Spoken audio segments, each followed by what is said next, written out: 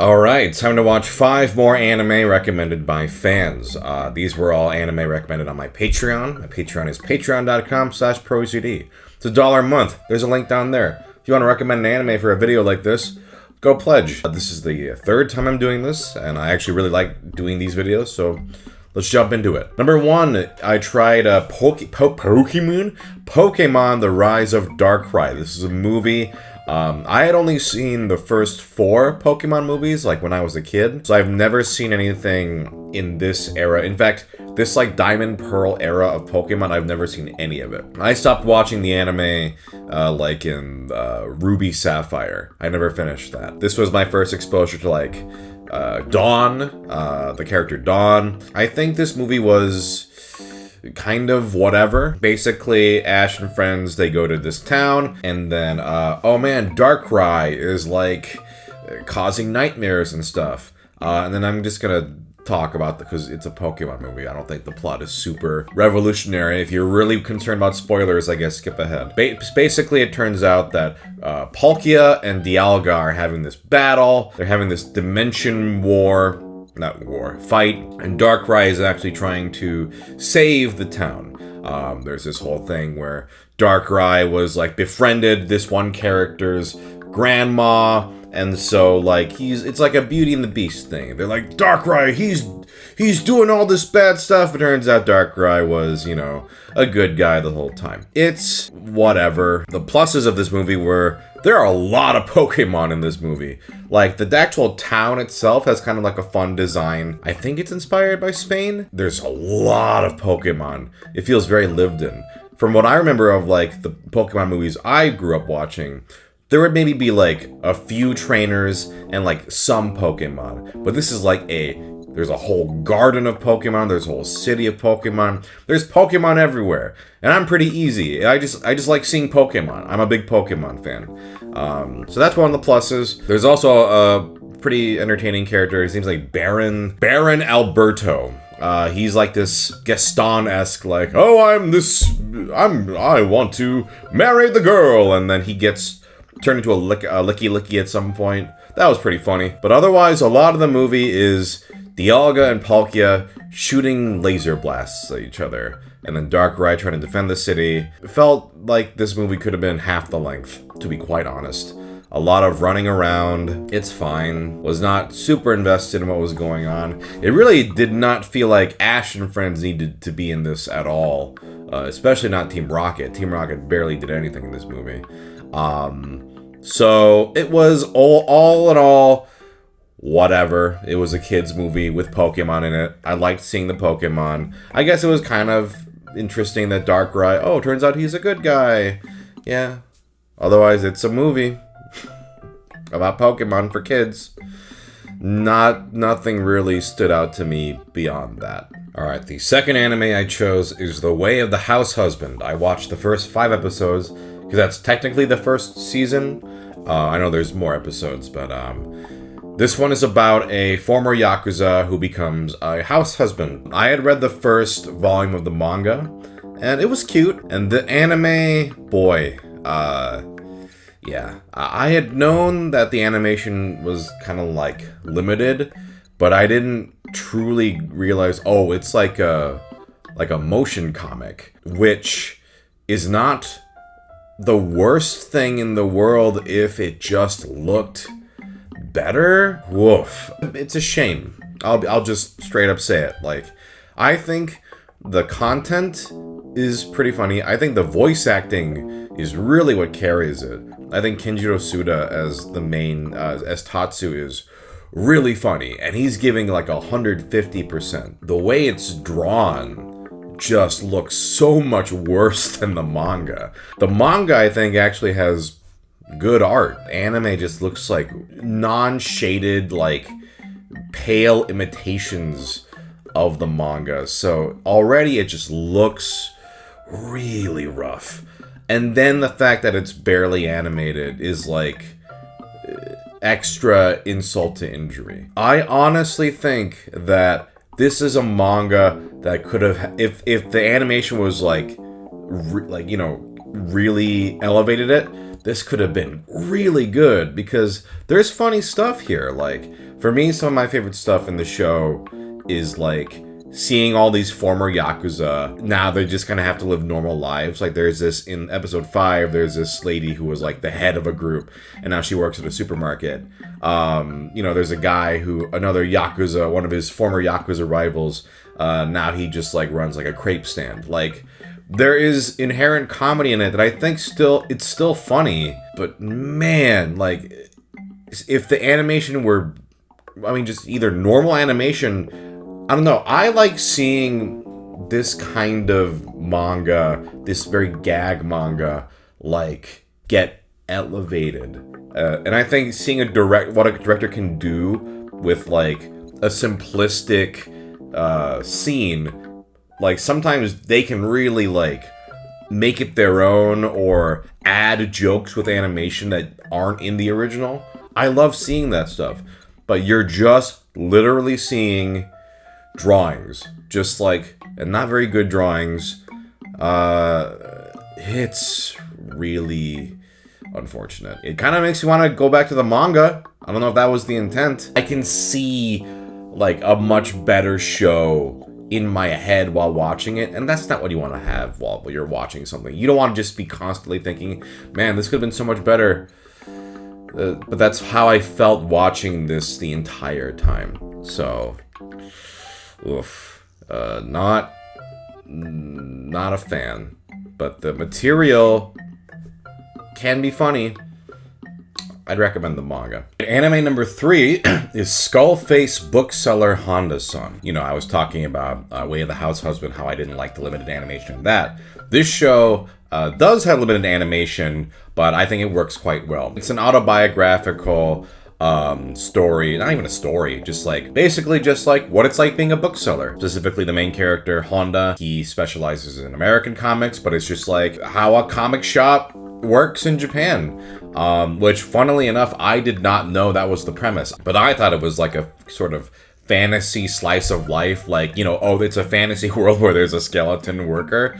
Oh no, it's the skeleton, all the fun like designs, like the skeleton, the mummy head, all these things are just for fun. Like, it's just autobiographical stories of the book selling job, and then they all just happen to look like that. It has nothing to do with the actual show, which I'm totally down with. The limited animation in this, I think, is done quite well. Very pleasing to look at. The designs are fun, simple, but everything, it never feels like a cop-out. And then there's just enough animation here and there to sell all the physical jokes, something that I felt that Way of the House Husband didn't do. A lot of it was literally just like still images with nothing. That was rough. But Honda-san, I never felt like, oh, this feels cheap or they're not selling the joke. All the jokes are sold really well, even with that limited animation style. In fact, I wouldn't call this like a motion comic like I would House Husband. House Husband looks literally just like panels with voiceover. Honda-san is definitely just a show with simpler animation. It's very funny. I don't know if it would necessarily be as big of a hit for someone who's not into manga, because there's a lot of jokes about different manga. It's maybe a little too inside baseball if you're completely new to manga, or not. But for me, I like these kinds of like autobiographical stories, slice of life sort of anecdotes. So if you like that kind of thing like I do, it's also a very breezy watch. They're only like 11-minute episodes. There's 12 episodes, so you can just watch it all like in a day. Fun, charming, easy to digest. I had a good time with this. I thought it was a lot of fun. But you might be disappointed if you're expecting like a really super out there comedy because of the skull. No, he just looks like that just because it's more fun to depict himself that way. It's not really what the show is about, which was surprising to me, but it didn't diminish my enjoyment of it. I enjoyed it. All right, the 4th anime I chose is Queen Emeraldas. This is a 4-episode OVA from the late 90s, and it is in the same universe as Galaxy Express 999, which I've talked about in a previous video, a Leiji Matsumoto work. And I've been just really enjoying familiarizing myself with these characters, because I'm gonna be honest, before watching Galaxy Express 999, I only knew of Captain Harlock just by name and design, but Queen Emeraldas, or Emeraldas, she's in the ship Queen Emeraldas, but Emeraldas is a badass. She's just like this space pirate queen who goes around just kicking ass. She's awesome. I love her design. She's just a really strong, cool female character. Like, all the men in this series, or this OVA, are just, like, terrified of her. They're like, when they hear her name, they're like, oh shit, it's Emeraldas. And, like, deservedly so. Like, she's great. And yeah, she was in Galaxy Express 999, but here she's, you know, obviously the main character, and it's a lot of fun. I will say, out of the 4 episodes, 3 and 4 kind of lost me a little bit, because it's kind of the same problem I had with Freerin. When Freerin's not there, I'm just like, where's Freerin? When Emeraldas is not there, I'm just like, where's Emeraldas? I want Emeraldas on screen. But I do like this sort of melancholy, very operatic tone of Leiji Matsumoto's stuff. And I am actually glad I watched Galaxy Express 999 first, because it gave me some context for some characters. For example, I love that Emeraldas is in love with this little goober named Tochiro. Tochiro is just like this goofy-looking guy who designed the ship for Captain Harlock and is dead. But Emeraldas was like, this is the guy I love the most. And I love that. Like, I love this badass queen, and then there's this little guy, and it's just a fun concept for a couple. I mean, the intro, I just gotta mention, because, you know, for a while I've been like, it's not Esmeraldas. I kept thinking Esmeraldas, but then I watched the intro to the show, which has the lyrics, Emeraldas, my name comes from a green jewel. Emeraldas, but the path I travel is red, the red of burning blood, which is the dopest shit I've ever heard. But yes, now I say, okay, Emeraldas from Emerald. I didn't even make that connection. I just kept thinking, Esmeralda? No. Emeraldas. Emerald. It is cemented in my brain now. Animation's great. The ship battles are very well animated. Emeraldas has a sword that also, like, shoots, like, lasers out of the tip. It's just a fun short series. Yeah. I definitely should check out more of this stuff. I like that it's all tied together, not necessarily in the same canon, but these characters keep reappearing. Like in Emeraldas, they mentioned Maytel and the kid from Galaxy Express, and they mentioned Harlock. They're all just kind of like, it's kind of like Tezuka. Like, all those characters are kind of connected. It has that kind of mythos, which I enjoy. But yeah, fun OVA. I had a good time watching it, and should watch more Matsumoto stuff. Alright, the final anime I picked for this video is Ah My Goddess, or Oh My Goddess. It was localized as Oh My Goddess for this OVA. It's a 5-episode OVA from the 90s, early 90s. And I knew about this series by name alone, and I knew, like, the main character, Belle Dandy. I knew her design, but I didn't know anything about what it was about, or really anything about it, to be quite honest. And I also didn't realize this went for like a long time in the manga anyway, like up to like 2014. Started in like the 80s. That's crazy. Yeah, 1988 to 2014, 48 volumes. That's a lot. But anyway, this 5-episode little OVA is basically this college student makes a phone call, and he accidentally calls a goddess hotline. A goddess named Belle Dandy appears, and then he basically makes this wish for, I want a girlfriend to stay with me. He's like short, and he's like, I want a girl like you who would stay with me. Not thinking it's a real thing. He's thinking it's a prank, and it turns out she's a real goddess, and she stays with him. And that's pretty much the premise. And then eventually some other goddesses appear, like Belle Dandy's sister, who can get it. So the first 3 episodes, well, the first episode is like pretty sweet, very different tone than the other ones. Like, it's just those two for the most part, and it's just kind of quiet and sweet. I was like, okay, this is not bad. And then episode 2 is definitely much more fan servicey and involves like a love potion. It's very, very antics, but honestly, the fan service in this did not like bother me. I think part of what helps is that this isn't a harem series, which is nice. It is the main character. He is kind of wishy-washy, and sure, he's, I guess, as horny as any regular college guy, but he's actually just a pretty nice dude. who is really dedicated to Belldandy. The other goddesses have no interest in him at all. It's not that kind of show, which I like. I prefer that. Harem stuff is really just... it's not really my speed. Episode 2 and 3 are definitely more comedic. And then 4 and 5 is where it kind of lost me a bit. And it gets very melodramatic. And the problem with that is that this series, I mean, it's not even a series, this mini-series, this mini OVA, it's basically like a highlight reel. And then I didn't realize, but it made sense, that episodes 4 and 5 are not from the manga. Episodes 1 through 3 are, but 4 and 5 are like OVA original. And it definitely shows. Like, it's kind of out of nowhere, like, oh, now it's like very forced and melodramatic, and it's trying to raise the stakes, but it's like we've barely spent time with these characters. We've had 3 episodes with these characters, and some of those were just beach antics. Like, it doesn't really work. I appreciate them trying something.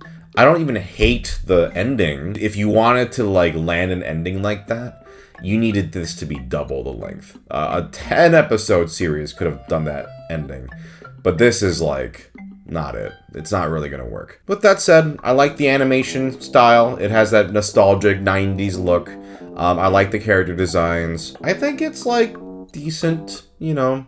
I don't know if I would want to watch a full series of this though. Like, I know that a full, like, there is an anime, like a TV series that was like made like way later, or not way later, but like 2005 or something. I don't know if I'm that interested or invested in watching that. Although if it's good, let me know in the comments. So this was like a sampler platter, and I was like, I get it. It's fine. It's harmless. Not as horny as I thought, which is good. It's pleasant. It's cute. It's harmless. I'm not gonna rave about it. It's not amazing, but it was a nice nostalgic 90s sort of not revisiting, but like, I don't know, romp. It was like, wow, yeah, anime used to be like this, very charming. I like the watercolor backgrounds also. It just looks nice. It just looks nice. It's a nice, decent OVA series. I thought it was perfectly fine. Alright, that was 5 anime recommended to me by fans. If you want to recommend stuff for like a future video like this, well, first off, if you want a video like this, please watch these, because I really enjoy making these videos. Like them, watch them, share them, because I honestly could talk forever and ever about anime. I love anime, so I would love to make more videos like this. Yeah, if you want to recommend stuff for future videos like this, my Patreon is patreon.com/ProZD. It's $1 a month. There's a link down there in the description. Otherwise, I will see you in the next one. Peace.